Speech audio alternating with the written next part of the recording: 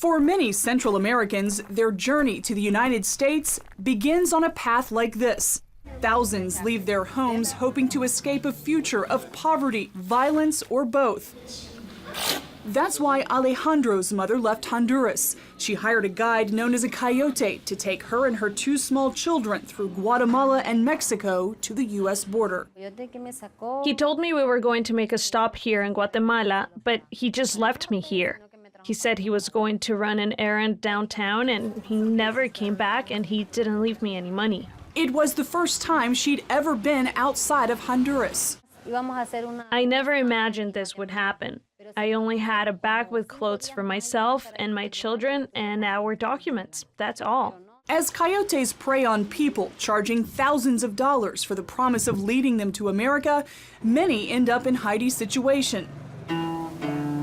If they're fortunate, they may end up near a place like this. Outside, it looks foreboding, but inside, it's almost like a mirage. Too good to be true.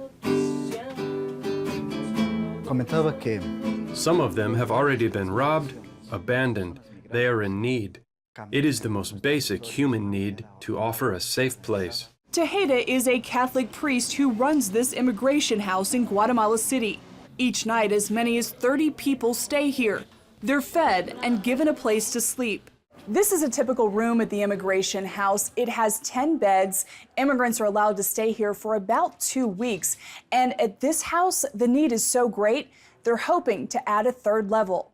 All are welcome here, whether on their way to illegally enter the U.S. or the deported, making their way back home. The staff helped Albina Suarez get in touch with her sister after the 23-year-old was caught crossing the border and deported. The journey here was hard. There was a stretch of desert where we had no water, nothing to eat. From there we got caught and they took us to immigration.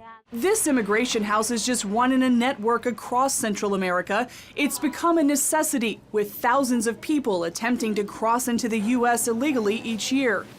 Here, the activities for kids, the food, and a place to wash clothes are nice. But immigrants also get to see the resident psychologist. My main focus is crisis intervention. How is the person doing? Is this person frustrated? Any traumas because of deportation? Or because something happened along the journey? Reyes asked the people why they're going to the U.S. Many want to reunite with family there or escape their life here. In Guatemala alone, more than half the population lives in poverty. In addition, nearly half of the nation's children under the age of 5 are chronically malnourished. And with no social safety net and few jobs, many people are willing to risk starving, getting raped, or killed if it means a new start in the U.S.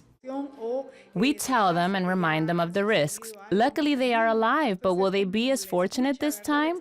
We talk about those things, the advantages and disadvantages of making another attempt. But she doesn't try to convince them to change their minds. She doesn't urge them to abandon their dream. The focus here is humanitarian aid for our brothers and sisters who are in dire need and to whom nobody else is offering a safe place to be fed, to be heard, and to regain their strength. For those deported after living in the shadows of the U.S. for years, they often feel like foreigners in their homelands and have to reestablish ties. At the immigration house, they can get legal advice, help getting their papers in order, even get the medicine they need.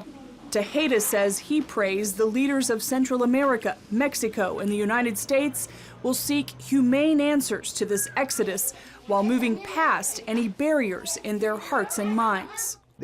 Central America and Mexico have become a cemetery for immigrants. This is now a matter of life and death. It is about guaranteeing life. We are human beings. We are not animals. We are not dogs. After her ordeal, Albina says she's staying put. I don't plan to go back to the United States. Now, what I'm going to do is work and get ahead in life. Heidi wants to get a job in Guatemala. She thinks it's safer than Honduras.